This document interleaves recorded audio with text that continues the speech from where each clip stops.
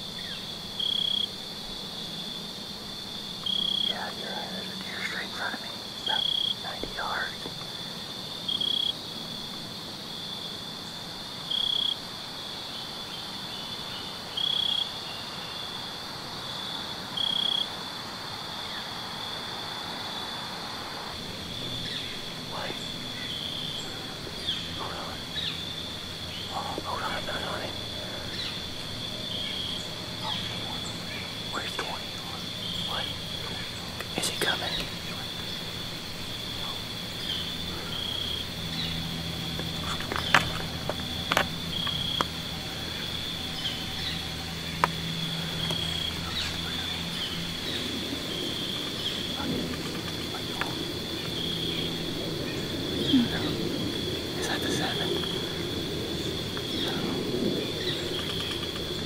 Hold on. Yes. What? Yeah. Hold on. Yes. Go ahead.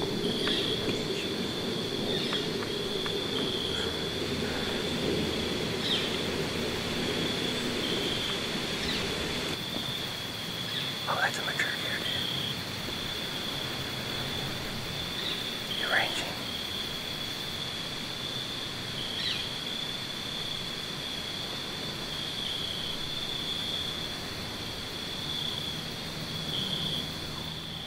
We're gonna cap off the night by saying how awesome tonight was. We didn't end up with a harvest like we wanted to. We just couldn't connect. And in reality, we didn't really know. I didn't really know if that deer was actually 4 years old or not. He looked like it. I planned on shooting him. But Joe just couldn't get on him at first. And then when he circled back around, I ranged the bushes in front of him. It was 35 yards. I don't know how far behind those little saplings he was. And I just wasn't comfortable taking that shot that far away with that much interference. So, but good thing is we get to come back to the wind holds true. Maybe we'll get a chance at him again, or even a bigger, more mature deer. Is that not a nice deer?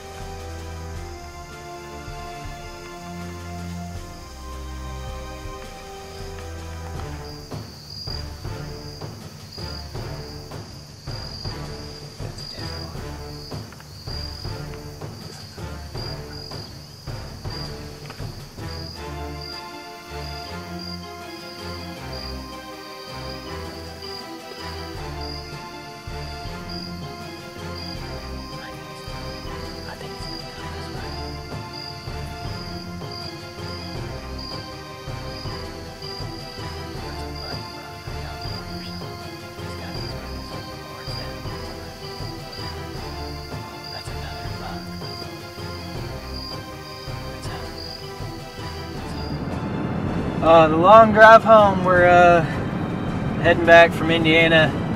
It's October 6th, and we've had just an incredible 2 nights in Indiana. And we've been going to Indiana because our winds in Kentucky just haven't been right. We don't have northeast setups, and as most of the Midwestern states know, this past week we've got these northeast winds from that hurricane. So we went to Indiana, and I'm glad we did. We had a heck of a time. In the meantime, the pro staff's been out. Mark and Dylan Helmer went out to a property that we leased this summer. We had a lot of high hopes for this property, and then we found out like a week or two before the season opened that the logger came in. They went there and tried it out anyways, and it was a pleasant surprise. They were all a little doe patrol, so let's go to Mark and Dylan Sunday morning. Well guys, it's October 4th, about 7:45 in the morning. We've seen 4 deer this morning so far. One of them, we're not really sure what it was. It was still so dark. The only thing we could hear was her blowing at us. But we've seen 3 does walk in about 40 yards in front of us. The back one had a pretty bad limp. We don't know if it's been shot at or just had something wrong with her leg. But it looked like they were headed towards what we think is the bedding area.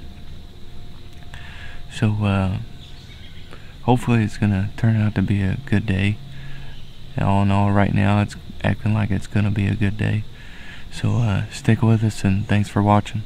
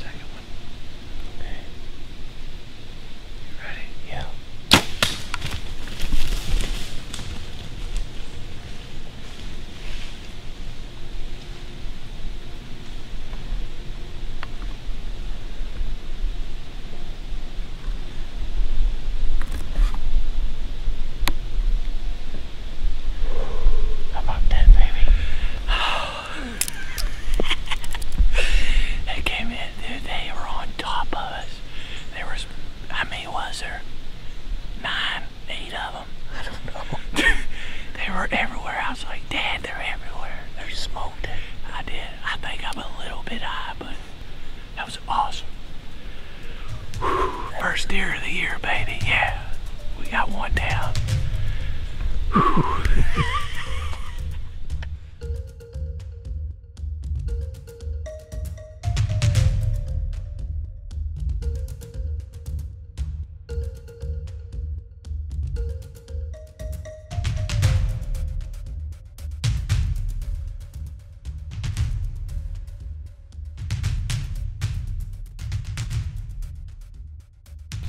Well guys, here she is, very mature doe. We're really excited about this hunt, this particular lease that we hunt on. Reason why is because it got logged not too long ago, and we didn't know how this was going to work out. But we got 4 different sets of stands on this particular lease, and every stand is set for the wind play. And today we hunted the northeast stand, and it worked like it should. The deer came out of the northeast. They had no idea we were there. And this particular doe, it came in 22 yards. I ranged it after we gave the doe some time to get down.